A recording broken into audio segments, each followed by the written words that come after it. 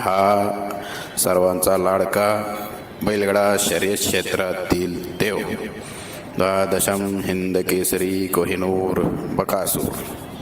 मी लांबूनच त्याचा हा लुक पाहिला होता, त्यावेळेस तो मला असा एक नवीनच वाटला, अट्रॅक्टिव्ह वाटला.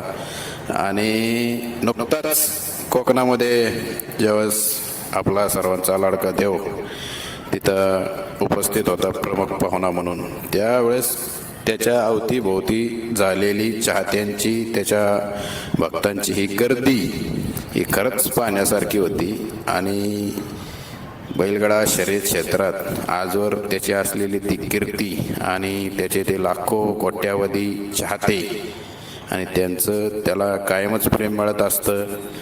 आणि तोही त्या प्रेमाला साजेल असा नवनवीन रेकॉर्ड्स कायमच करत असतो.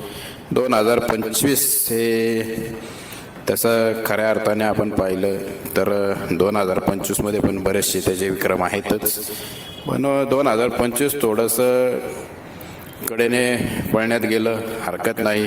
खेळाचा तो एक भाग आहे, नशिबाचा एक भाग आहे.